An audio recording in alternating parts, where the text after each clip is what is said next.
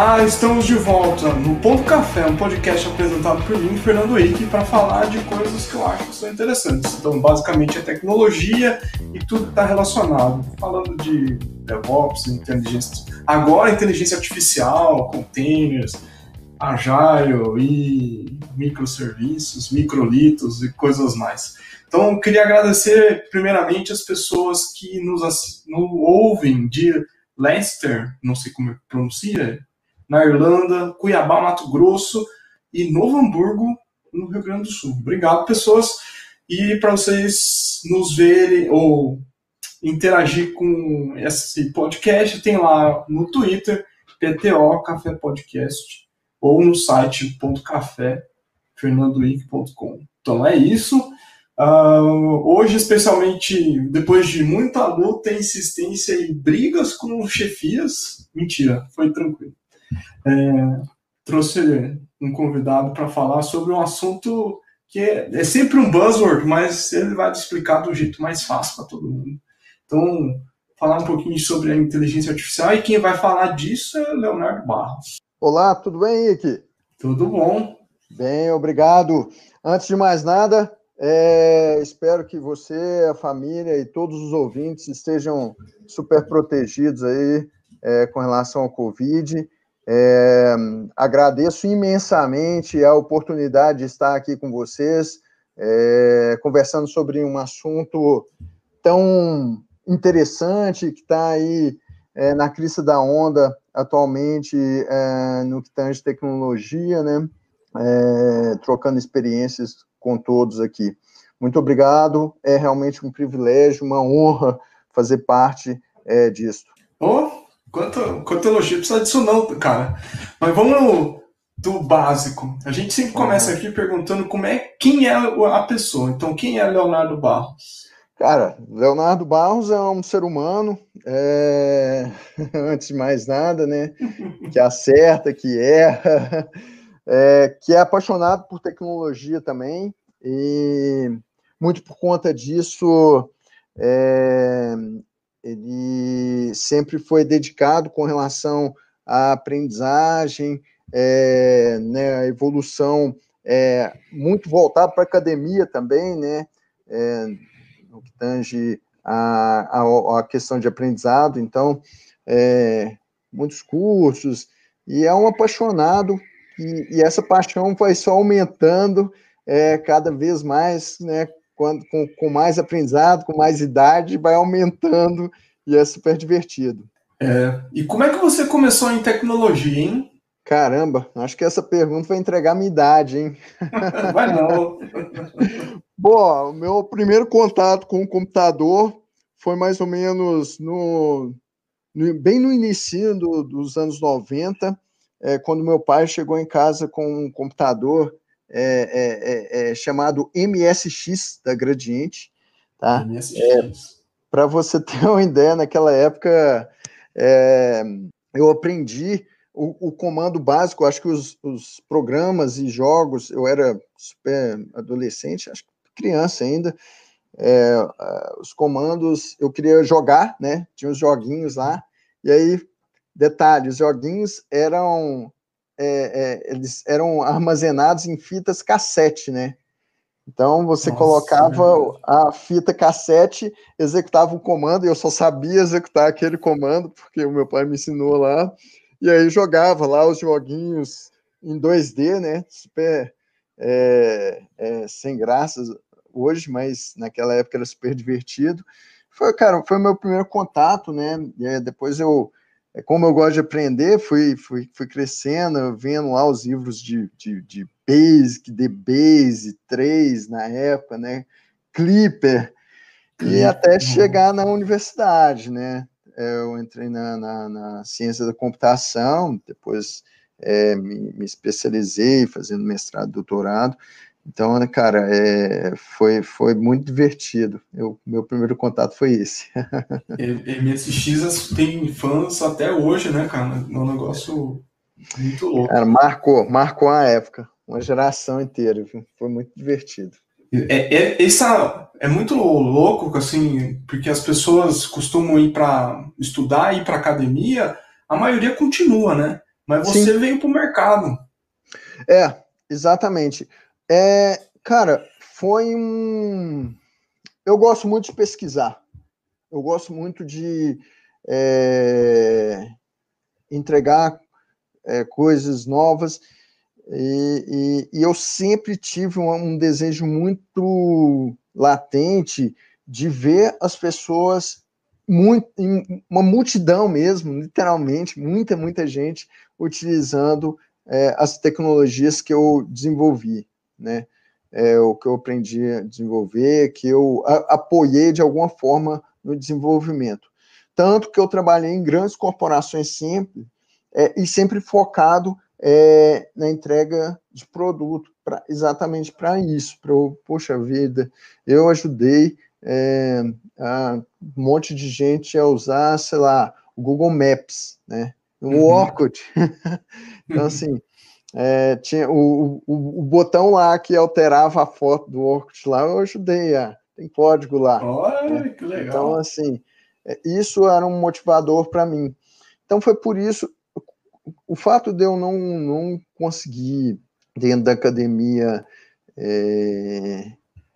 eu iria ajudar de outra forma, digamos assim, que não era um foco, me fez sair para o mercado, ir para o mercado, sofrer igual todo mundo sofre, acordar, perder noite igual todo mundo perde, enfim, acordar cedo, sofrer, apanhar, ser feliz, tomar cerveja com os amigos, enfim, fiz vários amigos, e foi muito, eu não me arrependo dessa jornada que eu venho trilhando desde então. Mas eu acho que eu quando às vezes estou, muito quando eu estava trabalhando mesmo, mais na operação ou tentando desenvolver alguma coisa, Sim. me fez muita falta a academia no sentido de ter de base mesmo da engenharia da computação. Sim.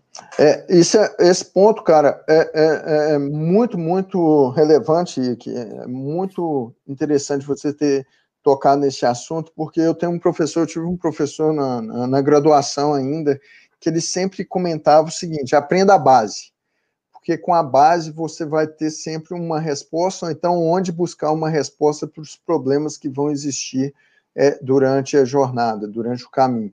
E assim foi. Eu sempre fui uma pessoa que busquei e busco até hoje aprender e evoluir. Eu aprendo lendo livros, aprendo vendo TV, aprendo trocando informações com os colegas, aprendo de todas as formas e busco isso cada vez mais, né, na minha vida. Isso é algo que realmente ajuda no dia a dia, ajuda, inclusive, com embates técnicos que a gente tem lá na equipe, mas é por conta disso. Então, você tem que estar embasado sempre, é muito importante. E a academia te dá isso. E ainda falando um pouquinho de academia, como é que você foi parar na Universidade de Maryland? Cara, Maryland foi uma experiência muito legal, tá? Eu estava numa onda, era mais ou menos em 2014, estava numa onda muito forte de melhorar a experiência das aplicações móveis em geral, tá? E eu sempre fui um cara ruim, ou que conhecia pouco isso, tá? Sempre foi uma pessoa que buscou, que trabalhou e que pesquisou mais sobre processos paralelos, alta performance, enfim, mas a parte de retaguarda ali, e eu precisava fortalecer isso. Eu tinha vários amigos em Maryland que estavam como docentes lá, estavam fazendo cursos lá, enfim. E, cara, surgiu a oportunidade, eu não pensei duas vezes, foi uma experiência muito boa e interessante, porque foi curta, tá? Para eu aprender, naquele momento ali, foi uma experiência rica, porque eu utilizei muito dos conhecimentos que eu adquiri lá, com relação a designer, a criação de jornadas nos aplicativos, a interface homem-máquina para aplicativos móveis. Isso tudo foi muito enriquecedor para mim, e eu aprendi bastante, e foi desse jeito que eu fui parar lá. Foi junto com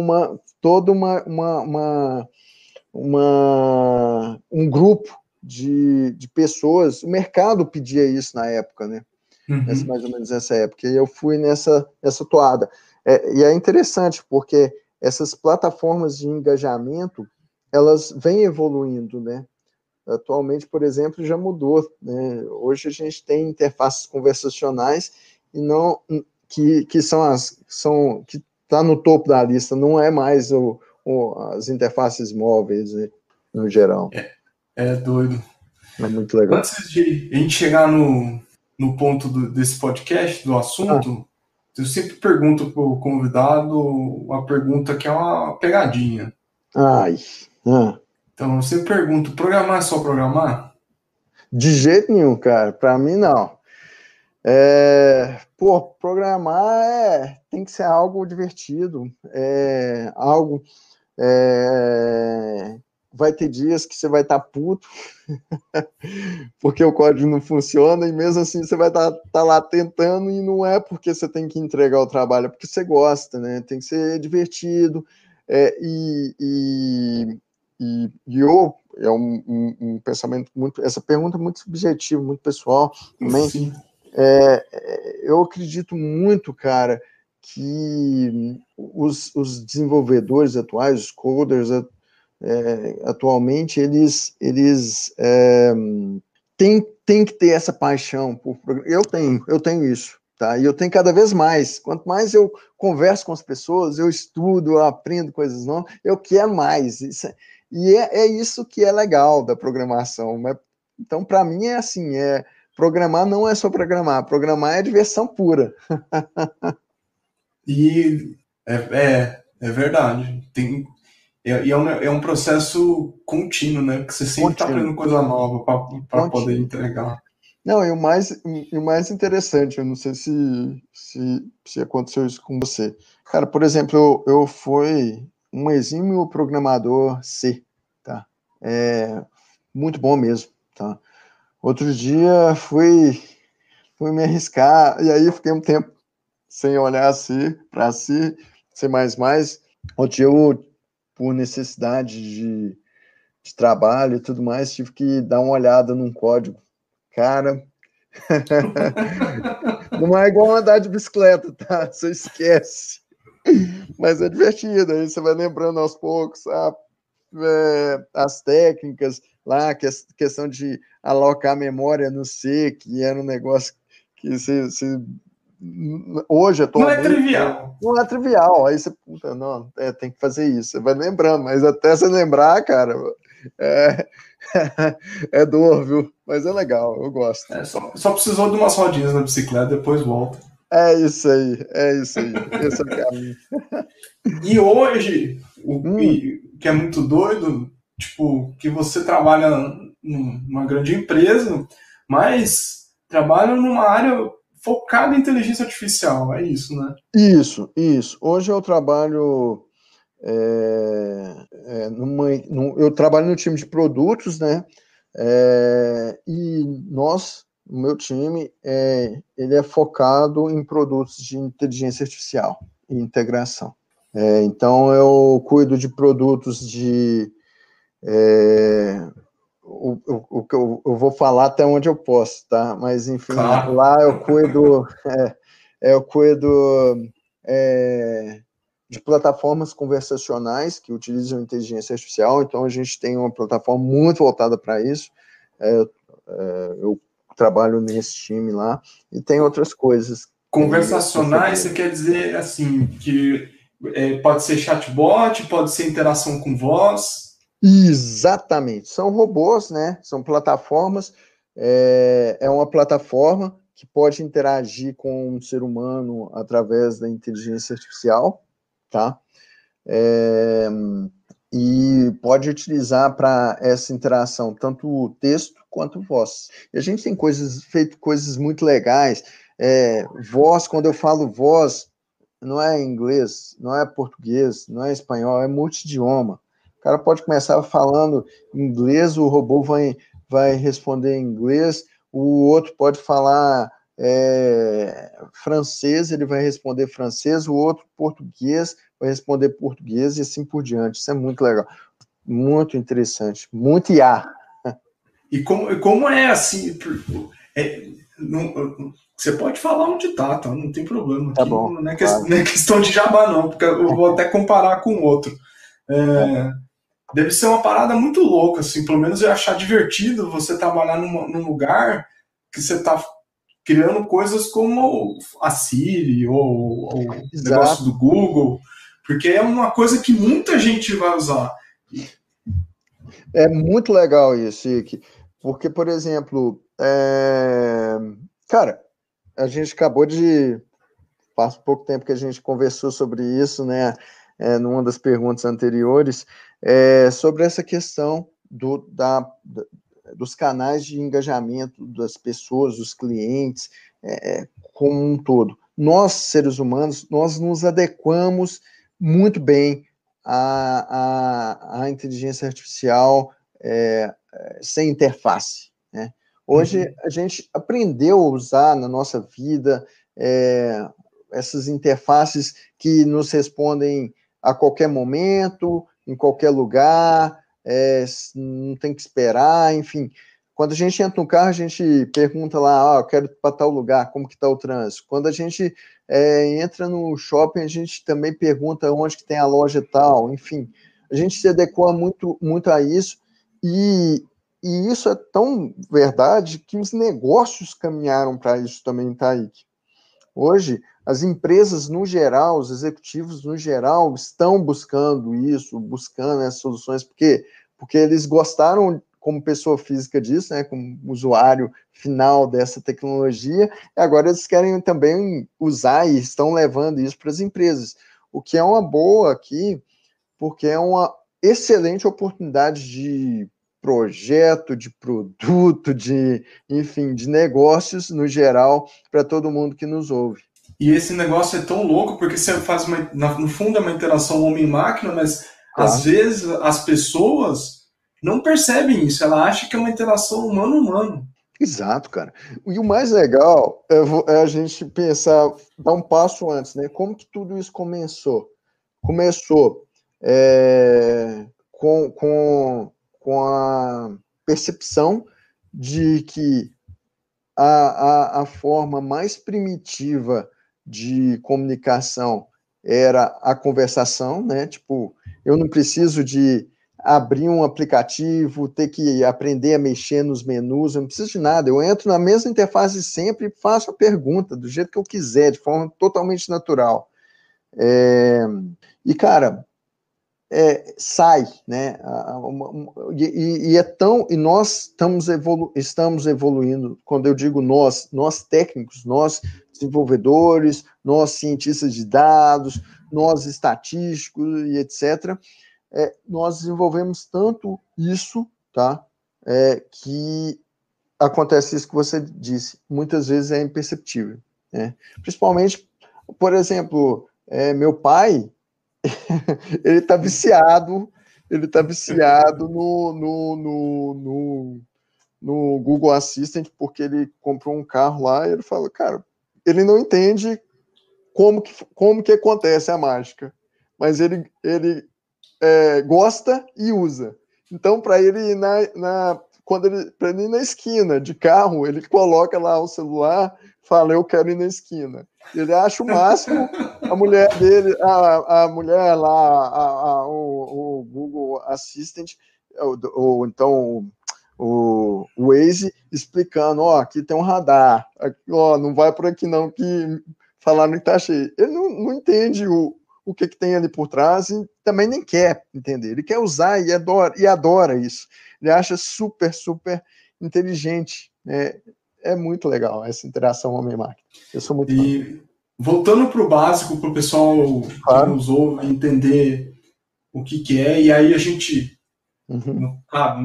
no teu contexto servir, a gente vai tentando encaixar. Claro. O que que é inteligência artificial para você? Cara, para mim, inteligência artificial, bom, eu vou dar oferecer aqui Não é uma. Skynet, não é Não, Matrix, não, não, não, não. Primeiro eu vou oferecer uma definição formal, digamos assim, né? E uma definição de que a inteligência artificial nada mais é do que um sistema computacional, né? Que ele tenta, tá? Fazer observações, análise e aprendizado a partir de dados. E o que é dado nesse caso? O que é inteligência artificial? Onde que está isso aí? Onde que está, né? O que é o observar, né? Observar é você ter dados que são tanto estruturais, como, por exemplo, um número que vem de um sistema, uma informação de um documento, etc. Esse dado é estrutural, né? Eu sei o que é o dado, né? Como dados semi-estruturados, por exemplo, que vem de um log de um sistema. Então, vem lá log, cada um vem de um jeito, não tá, ele tá um pouco estruturado, eu tenho os dados lá. E hoje, atualmente, tem os dados que são super importantes e necessários no nosso cotidiano, mas eles são totalmente não estruturados, que são imagem, vídeo, voz. Como que você transforma quando nós falamos, por exemplo, nós estamos falando uma frequência analógica, né? A máquina ela tem que ser capaz de transformar isso em sinal digital, porque ela só entende 0 e 1, né? Ela é binária, Uhum. ainda. Mas capturar ali informações através de análise lex, análise sintática, através de análises, por exemplo, que são suficientes para obterem informações relevantes ali. Então, quando você, por exemplo, observa, você pode fazer, quando eu digo observar, você pode fazer isso das mais diversas formas. Por exemplo, a Tesla tem um carro autônomo, né? Uhum. Super legal lá. Como que ela observa? Ela instalou uma pancada de sensores, né? Inclusive câmera, sensor ultrassônico, radar, etc. e tal, que faz o quê? Fica observando o ambiente externo e oferecendo informações em tempo real sempre. É, é isso que eu chamo de observar. Ficou Uhum. claro? Né? Agora, Opa. o que é o analisar que eu estou falando aí? O analisar hoje, por que eu vou dar um passo para trás, tá, Oiki? Uhum. O que é importante quando você fala analisar dados? Atualmente, nós atingimos, no mercado em geral, um ponto de inflexão incrível. Por quê? Porque o nosso poder de computação, principalmente com computação em nuvem, eu digo computação de alta performance, ela ficou acessível, né? Ficou acessível para todo mundo, né? A cloud tornou isso possível. Você tem Uhum. hoje você consegue fazer testes com não mais só com CPU, você consegue usar GPU, cara, para Sim. fazer e num preço acessível, né? Uhum. E o mais legal é o seguinte, o ponto de inflexão que eu estava comentando é o seguinte: as barreiras para você chegar e obter nas pessoas em geral para obter dados, elas foram quebradas, né? Antigamente era difícil você conseguir acesso a uma pessoa, ou então a uma empresa, ou a Uhum. um objeto. Hoje não é. E o mais legal é que um dado geralmente gera outros dados. Então, com isso, você consegue o quê? O tempo todo, depois da observação, a partir dos IoTs que eu comentei, por exemplo, no caso da Tesla, ou Uhum. então a partir dos dados em geral, cara, você consegue fazer análise em tempo muito, muito próximo ao real, para não falar real, né? Então, por exemplo, no caso lá da Tesla, eles conseguem analisar as imagens que as câmeras capturam, né? Os movimentos, conseguem coletar e cruzar com os outros dados que eles têm, que fazem sentido para aquela situação onde ele está.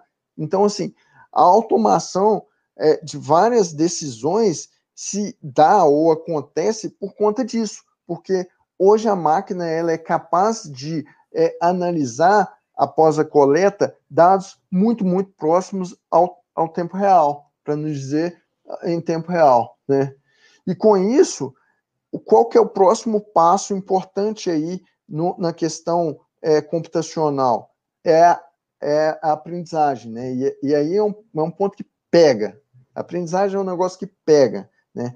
Porque nós estamos caminhando rapidamente para essa questão de aprender. Mas isso é certo ou errado? Então, eu nem vou entrar nesse mérito aqui, tá? Mas o que eu Você quero... fala das questões éticas que estão relacionadas. Éticas, legislativas também que estão relacionadas. Mas a grande questão aqui, teórica, da aprendizagem que eu quero dizer, é quando, a partir dos dados que eu capturei e eu analisei, eu consigo gerar hipóteses a partir desses dados, né? Porque eu tenho tantos dados ali que vão ser, entre aspas, meus exemplos, e eu consigo evoluir ou criar novos caminhos a partir disso, né? Então, a Tesla, por exemplo, o carro lá, ele fica aprendendo o tempo todo, porque ele, por exemplo, ele começa a distinguir, por exemplo, um animal que está lá no meio da rodovia sei lá, de um saco de lixo, por exemplo, que está soprando lá e tem vento dentro, né? Por quê? Porque e aí ele com esse aprendizado, ele consegue tomar uma decisão. Opa, é um animal, preciso parar, por exemplo. Ah, é um saco de plástico, então eu vou só diminuir e continuar. Então ele consegue. Por quê? Porque ele tem tanto dado que ele consegue fazer as análises, e aí de vários cruzamentos a partir disso e gerar resultados super evoluídos, né? É mais ou menos isso. Espero que tenha ficado claro. Ficou. Porque você falou tenta. Porque não existe a máquina, ela não sabe, ela não tem a pré-determinação do que é certo e do que é errado, né? O que ela faz é criar pontos de controle a partir dos vários exemplos que ela tem e testar esses pontos. Agora, se isso está certo ou errado, vai depender da perspectiva. Então, é por isso que eu disse tenta, tá? Boa. E isso de levantar hipóteses, o pessoal tem diferença do que o pessoal faz. O pessoal faz muita confusão de predição com previsão. Tem total, tem muita diferença. É porque, assim, nem tudo que a gente ouve por aí é inteligência artificial, né? Por exemplo, você consegue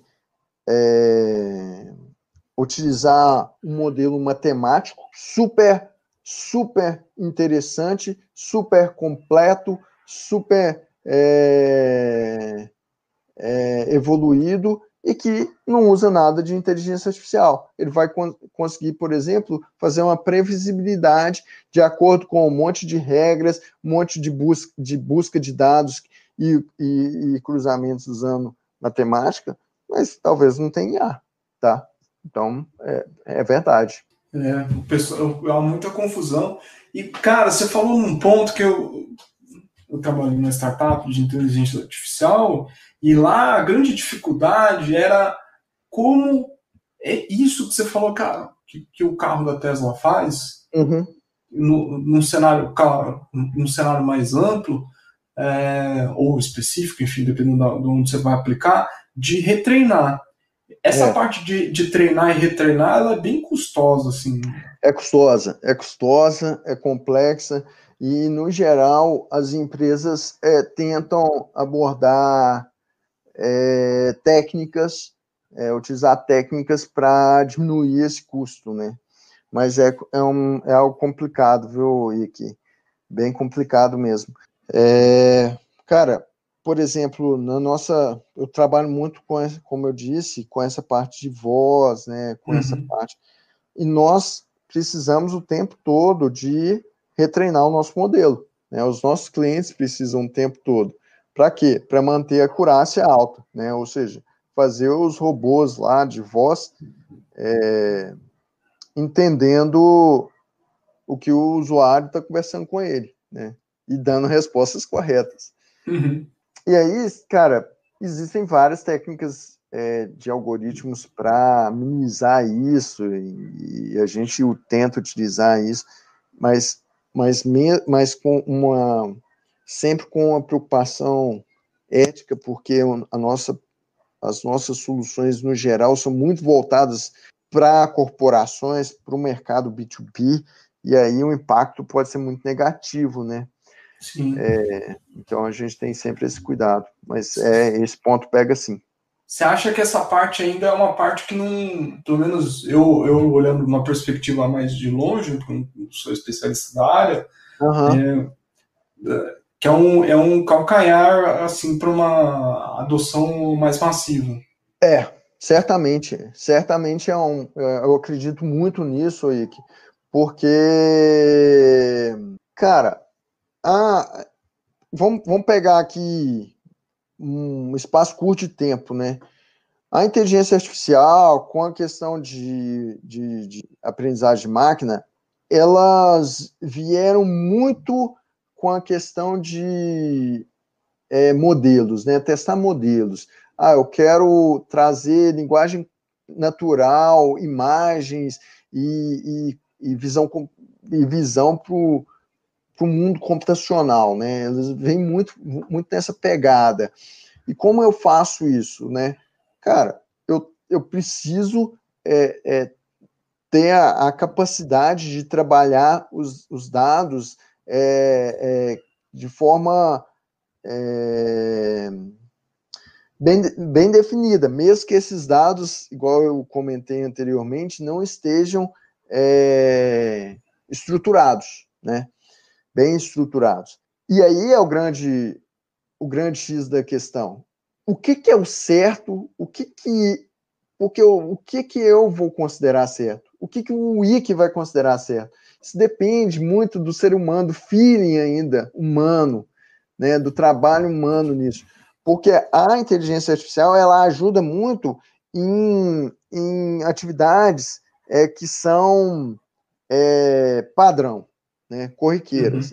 Então, por exemplo, você pega o exemplo lá do Google Duplex, que ligou lá para um salão de beleza para marcar um horário disponível para, entre aspas, né, para a dona dele, e conversou com a humana lá do outro lado. Qual que é o grande X da questão ali? Qual que foi o que pegou? Como que ele conseguiu fazer ali? Primeiro eu tinha o dado, né, que era uma ligação, então eu tinha que transformar dado analógico em dado digital, analisar esse dado, comparar com outros dados e devolver a resposta. E no meio disso tudo ainda tinha as minhas integrações, por exemplo, para verificar se a agenda naquele horário específico estava livre, essas coisas todas. Qual que é o problema? Nós estamos preparados para isso? Não, nós estamos caminhando ainda para isso. Igual, por exemplo, a Oracle tem clientes que fazem ligações para os funcionários, robôs fazendo ligações para os funcionários quando eles fazem aniversário, que chamam Uber para o funcionário, Uber para o funcionário. A gente tem clientes que desenvolveram esse tipo de coisa na nossa plataforma e é super legal. Mas veja, sempre nós estamos usando padrão. Então, marcar um horário no cabeleireiro. Cara, a uma situação padrão ali, controlada. O que eu preciso saber? As variáveis eu conheço todas. Agora, com situações que ainda não são padrões, eu preciso do ser humano interagindo, eu preciso do ser humano intervindo. Por exemplo, voltando ainda nesse assunto de conversação e tudo mais, se eu perguntar para um robô de uma grande telco, quem é o melhor telco do mundo? Ele não pode responder outra que não seja aquela telco, né? Ou então fazer a mesma pergunta para um banco, enfim. O que eu quero dizer é que existe ainda a necessidade de ter uma supervisão, entendeu? Porque senão vai acontecer o que acontece aí no mercado aí, no geral, né? Isso que você está falando reflete, eu esqueci o termo correto para isso, mas do que o pessoal chama de tipo 1, tipo 2, a 1 é a que a gente conhece hoje, a 2 que seria a com consciência, com aprendizado automático. Exato. É porque a gente tem uma técnica, essas técnicas, na verdade, todas vêm da matemática, a importância de você conhecer a base, né? Então, a inteligência artificial aí é muito baseada em técnicas estatísticas, tá? Então, você, por exemplo, consegue trabalhar muitos modelos estatísticos de, por exemplo, regressão, clusterização, supervisão. Então, por exemplo, eu tenho uma aprendizagem que é a supervisionada e a não supervisionada. O que é isso, na verdade? Na verdade, isso é uma regra de classificação. Eu posso classificar isso eu olhando, modelo por modelo, 1 a 1, ou então eu falando, olha, todas as vezes que acontecer esse grupo aqui está certo, ou então é sim, ou é 1, ou é qualquer coisa, e todas as vezes que acontecer esse grupo aqui, você classifica como não, né? Está errado. Então, eu posso deixar essa técnica, cara, muitas vezes, ou acho que quase sempre, atualmente, o poder computacional está tão bom que esses modelos, essas técnicas são, claro, utilizadas em conjunto, né, para você conseguir exatamente isso. Então, num primeiro momento, eu vou supervisionando para montar o meu data lake ali, né, eu ter um big data muito, muito importante, muito, muito robusto, para num segundo momento eu deixar isso sozinho. Agora não, beleza, estou aqui com a acurácia super interessante, dados, por exemplo, de correlação de imagens e tudo mais, qualquer coisa, porque com isso eu vou conseguir o quê? Eu vou conseguir fazer predição, classificação, eu vou conseguir fazer um monte, detecção de anomalia, né? Então, eu vou conseguir expandir os algoritmos, a partir de algoritmos, o conhecimento, entre aspas, da máquina. Muito bom. E para os leigos, o que é? Acho que você respondeu no meio aqui da sua explicação a minha pergunta, mas vamos lá, porque para os leigos aí fica mais fácil. O que é machine learning? Cara, machine learning é uma sub-área da inteligência artificial, tá? Então, inteligência artificial é uma cadeira computacional e machine learning é uma sub-área dessa inteligência dessa área, né, que faz o seguinte, ela tenta detectar padrões a partir de um grande dataset, tá? Então, você configura um dataset lá e ela tenta, a partir desse dataset, capturar padrões, de novo, através de várias técnicas matemáticas. Pode ser, por exemplo, séries temporais. O cara, por exemplo, me pagou a conta no mês 1, no mês 2, no mês 3. O que vai acontecer no mês 4? Possivelmente ele vai me pagar, porque eu voltei no tempo e vi que ele é um bom pagador e tudo mais, e nessa sequência nesse banco de dados aqui, entre aspas, a partir desse modelo de dados, eu consigo entregar uma resposta possível para o usuário, tá? E isso serve para um monte de coisa. E o que difere, o que é o Deep Learning nesse... O Deep Learning, ou o aprendizado profundo, é uma técnica é uma sub-área do Machine Learning, tá? Qual que é a diferença entre Deep Learning e Machine Learning? Cara, o Deep Learning, ele precisa de duas coisas para funcionar, assim. Ele precisa de mais dados, tá? Ou seja, ele precisa de mais dados do que o Machine Learning. Voz, por exemplo, é um negócio que usa Deep Learning. Imagem, detecção de imagem, padrão e tudo mais, utiliza Deep Learning, porque eu preciso de muito dado. E qual que é a diferença entre Machine Learning e Deep Learning? Geralmente, tá? O Machine Learning, ele tem o que nós chamamos de layer, né? Uma camada de entrada, tá? Uma camada de classificação, uma camada ali que é aonde ele vai de aplicação do modelo, tá? E uma camada de saída. Então, por exemplo, para texto, geralmente utiliza-se machine learning. Por quê? Eu quero saber se na frase, o que tem numa frase, porque cada frase tem um objetivo, concorda comigo? Então, se eu falei assim, bom dia, o que significa bom dia, né?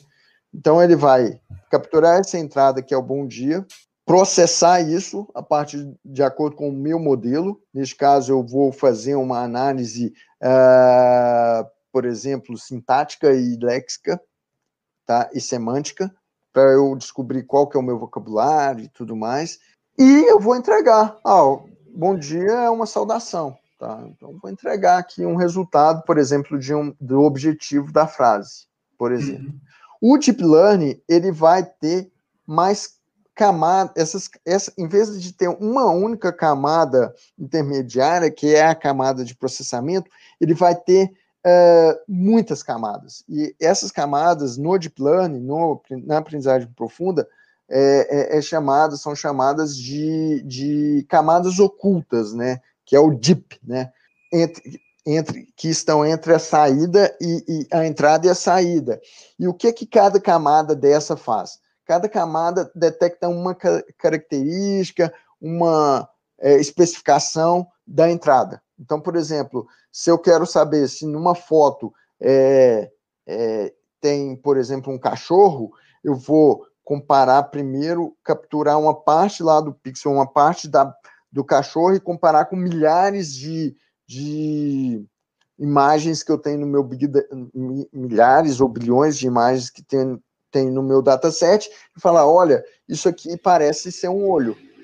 Beleza, próxima camada, isso aqui parece ser um rabo, e assim por diante. Então, tem várias camadas ocultas que fazem esse meio de campo aí. E essa é a grande diferença, tá? É importante também, por último, citar o seguinte, que no Deep Learning, quanto mais dado eu tenho, maior é a minha performance, tá? Isso é muito interessante. Performance no sentido de entregar mais rápido? De entregar mais rápido e com mais características. E você percebe que pro aprendizagem de máquina, pro machine learning, essa performance ela é linear a partir de uma determinada quantidade de dados. Então, eu posso ter bilhões de dados que para o machine learning, como eu tenho aquela camada única ali, geralmente, né? Eu tenho aquela camada única, geralmente eu não consigo ter a performance minha não aumenta de acordo com a quantidade de dados, entendeu? Entendi, não. Ficou ótimo. Quais são os principais algoritmos que você vê assim que são usados para um ou para outro ou para ambos? Cara, como eu disse, existe uma gama enorme de algoritmos e geralmente os caras utilizam várias técnicas, tá? Mas eu vou citar algumas aqui. Por exemplo, um algoritmo de regressão linear é muito utilizado para machine learning. Outro algoritmo muito conhecido e muito utilizado é uma árvore de decisão, onde eu tenho um objetivo e eu vou percorrendo os nodos da minha árvore ali, tentando encontrar o meu objetivo, né? E já para Deep Learning, existem vários algoritmos muito legais e que o pessoal utiliza e conhece, são conhecidos atualmente, tá? Por exemplo, eu tenho o Perceptron, tá? O Perceptron é um algoritmo muito, muito utilizado tanto para Deep quanto Machine Learning. O Backpropagation também é outro algoritmo bastante utilizado. Agora, existem técnicas mais voltadas para o Deep Learning, que são, por exemplo, as redes neurais convolucionais, né, que são conhecidas como CNN, eu não sei se você já ouviu falar aí. Sim, CNN, KNN. Exato, essas redes são muito, muito famosas, mas existe um algoritmo em específico para Deep Learning que agora está na crista aí, todo mundo querendo entender e utilizar, que é o Deep Reinforcement Learning, que é você... É muito legal porque ele tem você cria um programa, tá? Programa que é lá dentro, lá nessa técnica, esse programa é chamado de agente, então você cria um agente que pode ser um programa, pode ser um algoritmo, pode ser o que você quiser, tá? Um código qualquer, e você treina esse agente, tá? Para interagir com qualquer ambiente, tá? Com o objetivo de cumprir uma ação. Então, você gera várias ações para chegar naquele seu objetivo desejado. E o mais legal é que tem algumas técnicas desse reinforcement que são muito utilizadas. Uma, tentativa e erro.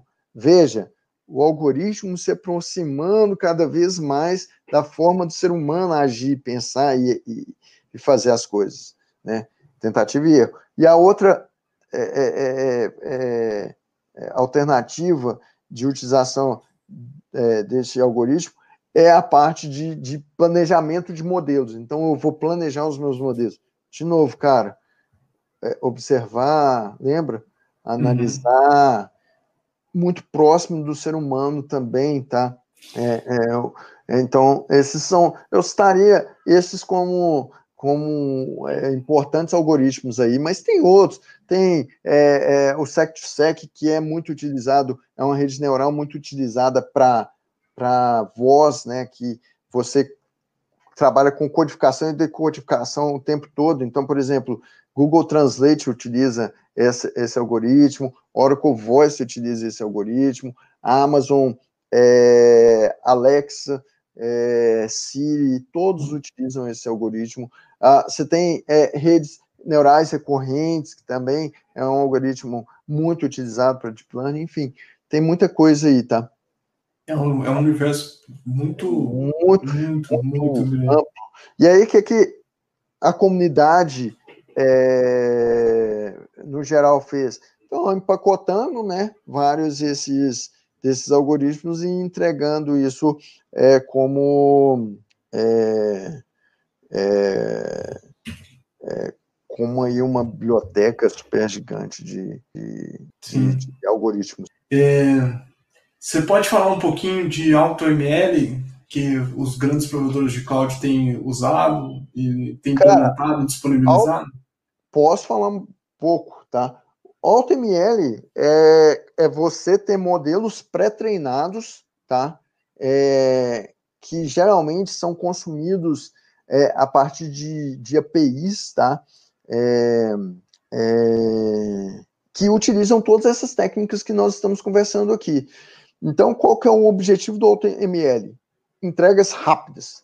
Eu preciso de um modelo para detectar, por exemplo, imagina o seguinte, eu sou o Detran, eu quero fazer um modelo automático de multas a partir da minha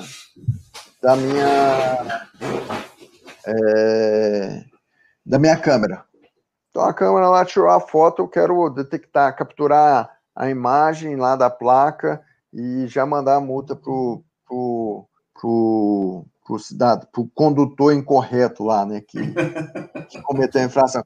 Cara, isso há quantos anos atrás? 4 anos atrás, 5 anos atrás, era um desejo nacional, né? Aqui no Brasil, vou focar aqui no Brasil, mas era um desejo, todo mundo queria isso, né? Uhum. E hoje existem modelos prontos que conhecem as placas aqui, o modelo de placa aqui no Brasil, inclusive o modelo novo das placas novas aqui do Brasil, do Mercosul, padrão Mercosul, que entrega isso como API. Então eu vou lá, tenho API. Envie-me as informações dessa imagem. Manda a imagem para ela, para a API, e ela me devolve. Então os grandes players cobram por esse serviço, pela chamada. Mas o que tem por trás? Tem várias técnicas dessas técnicas que a gente conversou até agora. Tem um modelo pronto que você não precisa sair do zero, ele vai te entregar isso pronto.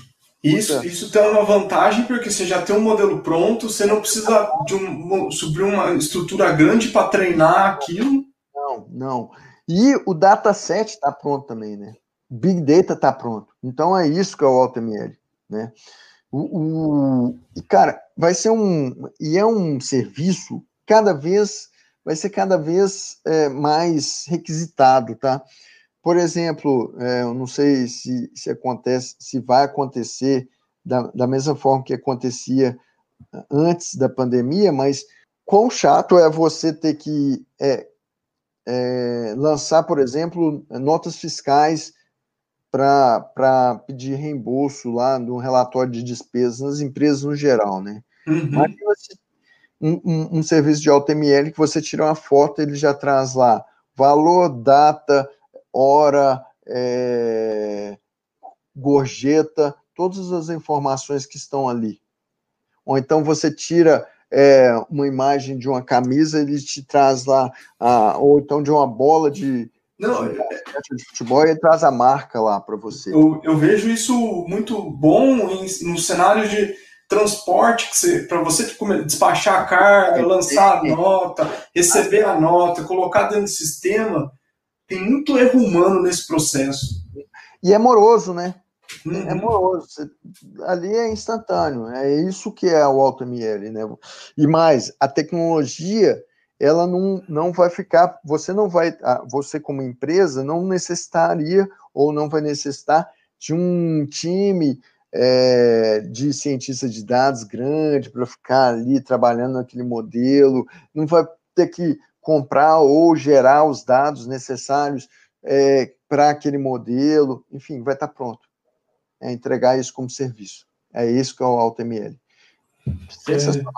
Quando eu vi a primeira vez, eu falei, meu Deus do céu, chega, gosto de GPU, mas não quero brincar mais com isso, não. Coisa do passado. Coisa do passado.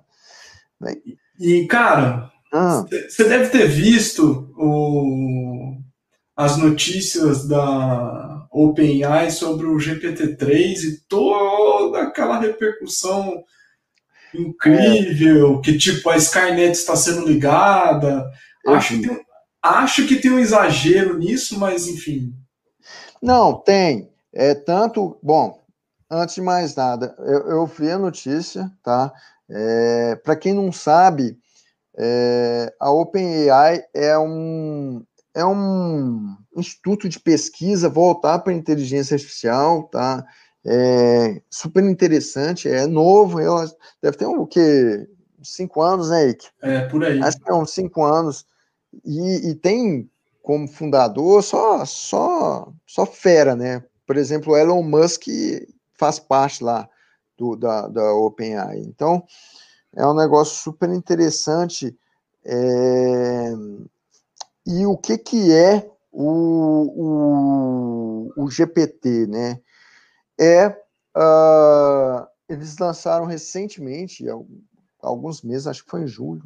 Acho que foi julho. Julho. Maio, julho. Junho, né? Se não me engano, foi em junho. eles lançaram a versão 3 da GPT, que nada mais é do que um Generative Pre-Trained Transformer. O que é isso? É uma biblioteca, uma inteligência artificial capaz de gerar texto, pessoal. Isso é muito, muito fantástico. Para vocês terem uma ideia, eu brinquei com a versão 2, tá? Uhum. E qual que era o meu objetivo? Fazer com que o computador evoluísse o meu algoritmo, tá? Então, eu gerava lá uma função que recebia, por exemplo, dois parâmetros básicos do tipo string. E eu queria que ele evoluísse, por exemplo, para gerar um terceiro parâmetro quando ele visse a necessidade. Ele não funcionou muito bem, no meu caso, para ser bem honesto com vocês. Mas, olha, para vocês terem uma ideia, a versão 2 do GPT, ela aceitava 1,5 bilhões de parâmetros, tá? A versão 3, que acabou de ser lançada, ela tem 145 bilhões. Olha o salto. É incomparável, né? Um negócio desse. Só para vocês terem uma ideia, em termos de número, dando um pouco mais de número para vocês, são 45 bilhões. Minto. 45 terabytes. Não terabytes de textos embutidos lá na GPT-3. Tá.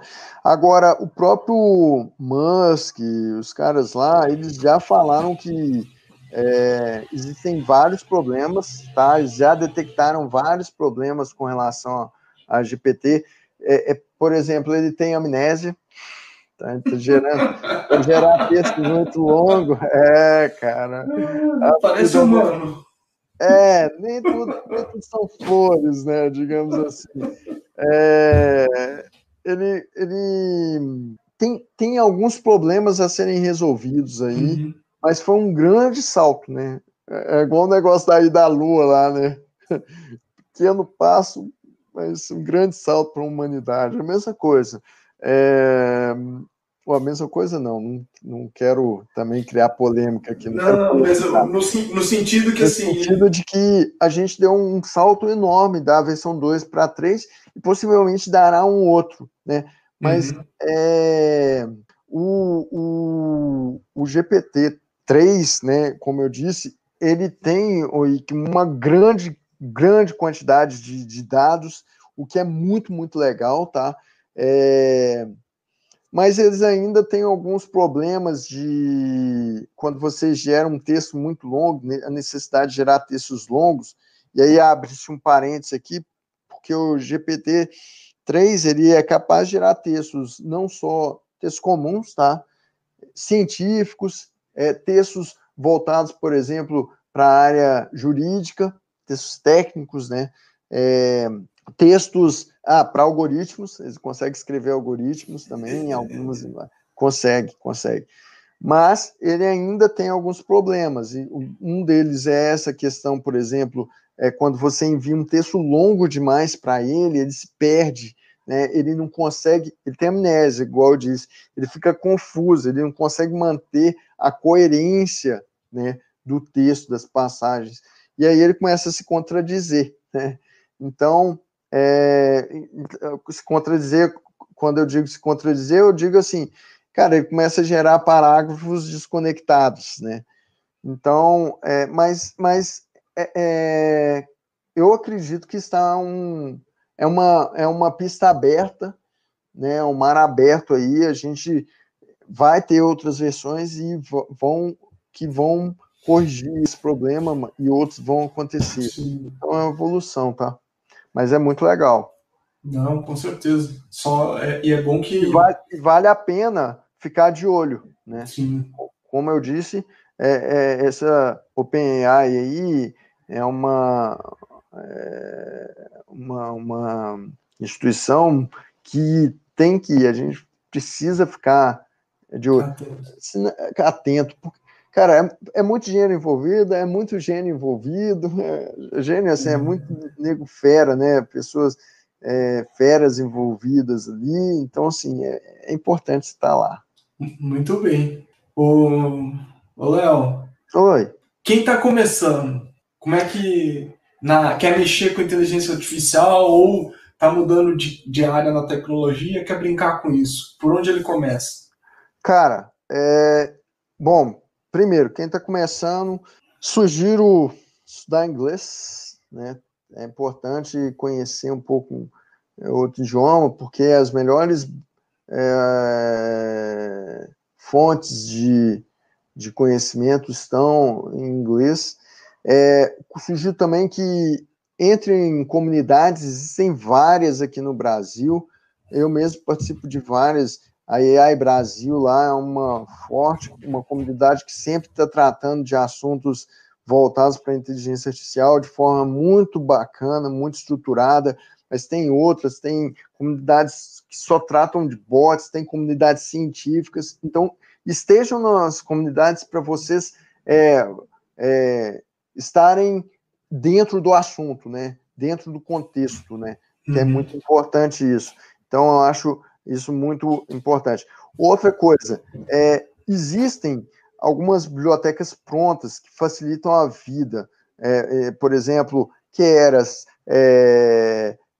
OpenCV, PyTorch? TensorFlow, e também TensorFlow e outras,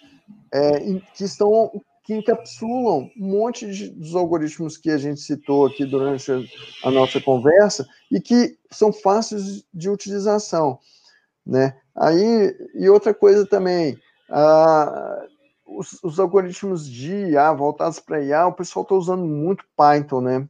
Então, é importante dar uma fuçada aí neste mundo, né? Muito bem. Daria acho que uns 3 episódios dessa conversa aqui, cara. Conversa boa, a gente é assim. Mas não me xinga não, cara. Vou ficar calado agora. Não. Bom, falando rapidinho, para a gente ir encerrando, o que você acha que é o futuro da inteligência artificial? Cara, eu acho que os robôs, no geral, tem uma robô muito interessante que é a Sophie, né, que tem inclusive cidadania, né, lá na Arábia Saudita. Quem conhece, dá uma pesquisa. Quem não conhece, dá uma pesquisada aí que vale a pena. Mas ela fez uma entrevista com um cara que eu acho muito legal, que é o Jim Fellow, sobre o futuro dos robôs nas empresas. E depois de um tempo, isso foi mais ou menos, faz uns 2 anos, tá, pessoal? Depois de um tempo, depois de um ano, mais ou menos, essa entrevista, teve uma entrevista virtual, um bate-papo virtual entre ela e o Einstein, virtual também, eles criaram um robô do Einstein, que nesse bate-papo eles estavam tratando o futuro das pessoas nas empresas. Olha que louco. E o que eu quero dizer, assim, isso é sob o meu ponto de vista, né? A tecnologia, assim, para mim, cada vez mais é a ponta, né? É o guia ali de tudo. Então, a gente vai ter muitas mudanças com relação à questão de emprego. Então, por exemplo, é possível algoritmizar, por exemplo, o direito hoje? Não sei. Tem um debate forte nisso. Debate forte. É possível gerar robôs que fazem operação que salvam vidas, né? Então, assim, tudo depende muito de legislação, de força humana, mas o que eu digo, o que eu posso afirmar é que nós estamos produzindo cada vez mais dados, né? E cada vez algoritmos mais robustos para que a gente caminhe para uma situação onde as rotinas acabem. A gente vai começar a trabalhar com coisas novas sempre, né? Que aí o robô ainda não vai conseguir trabalhar. Bom, assim espero. Tomara. Muito bem. Esse é o meu ponto de vista. Não, super válido. Chegando nos finalmente, da minha dica aí você dá as suas, que você fez uma listinha bacana. A minha dica é um seriado no Netflix que está na segunda temporada, chamada Umbrella Academy, que nessa temporada fala bastante das questões raciais, principalmente nos Estados Unidos, então recomendo, que vale a pena. Legal, as suas, legal. Não? Cara, eu recomendo um filme que eu assisti outro dia no Amazon, chamado Jaxi, tá? A Jaxi, eu vou dar spoiler do filme, não vou aguentar. É um filme super bobo, mas é muito legal, porque é um filme que é uma inteligência artificial, que vai mudar o contexto do ator, né, do personagem lá, ou dos personagens, não vou contar mais que isso, né? E também eu indico um livro de um físico chamado Leonard, é um físico americano, chamado Um Andar de um Bêbado, que fala do acaso da vida das pessoas, de uma forma muito, muito bacana, muito descontraída. Ele fala, por exemplo, como que o Harry Potter foi criado, o que aconteceu, né, o acaso que aconteceu para o Harry Potter ser criado, fala de outros casos lá super interessantes também. Eu indico esse livro, né? Nem vou voltar mais nos filmes antigos, tipo Ex Machina, esses outros, né? Black Mirror, que é uma série super legal, não vou voltar nesses não, que, né, voltados muito para IA. Vou falar desses dois que são super novos aí, beleza? Beleza, muito bem. É isso, pessoas, foi muito bom. Espero ter um próximo episódio e provavelmente o Léo volta aí, porque vocês viram que faltou assunto. Tem mais assunto e faltou tempo. Sobrou assunto. Pessoal, muito obrigado de novo pela oportunidade, espero que vocês gostem. Estou super disponível para vocês, né, no meu LinkedIn, Léo Barros 79, no meu Twitter também, Léo Barros 79. Precisarem de mim, alguma coisa da Oracle também, a gente está super disponível aí para vocês. Muito obrigado pelo tempo, se cuidem aí, sejam protegidos, amigos. Até mais, gente. Tchau. Vai. Tchau, tchau.